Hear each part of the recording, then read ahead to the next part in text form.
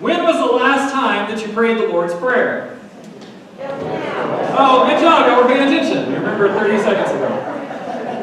How frequently do you pray the Lord's Prayer? Well, if you worship with us, you say it at least every time you worship with us, right? Because we say it every week. And if you remember when the pandemic first started, I encouraged the church to pray the Lord's Prayer at noon. So I have a reminder that goes off on my phone every day at noon that says pray the Lord's Prayer. And most days, I receive the reminder, and most days I follow the reminder. There are some days that just I'm too busy running to notice it. Y'all never get like that, do you? No. Some of y'all make retirement look hard. So more pictures of hammocks and golf swings.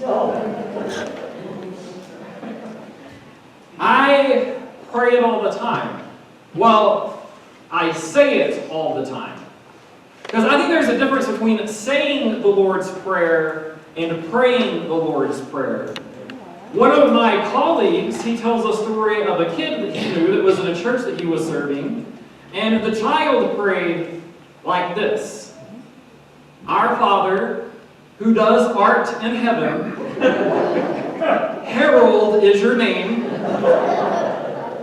Right? You can say it without recognizing what you're saying. You can pray it and just go through it in this rote repetition of, okay, well, this is what we do at this time in the church service, and let's get to the next thing. Or some days, honestly, it goes off on my phone, and so I'm like, okay, I'd rather garden. Done it, good, let's go on to what the real work that needs to happen. That is not praying the Lord's Prayer. That is saying the Lord's Prayer. And so for the next 6 weeks, what I want us to do is I want us to go over as a congregation this prayer that we say all the time and what it means to us.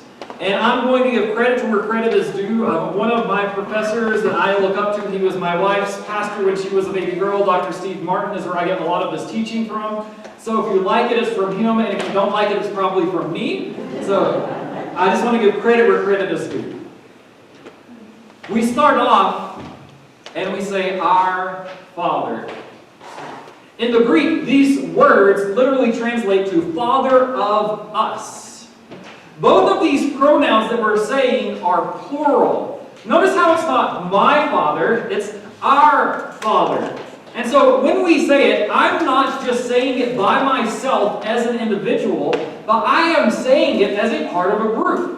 When we pray it together as a church, we're saying our Father. Like He is the Father and creator of all of our church, right?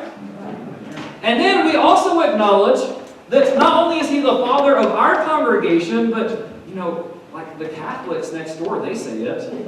And the Church of Christ that are this way, they say it too. And even the Baptists over there say it. It's like, whoa!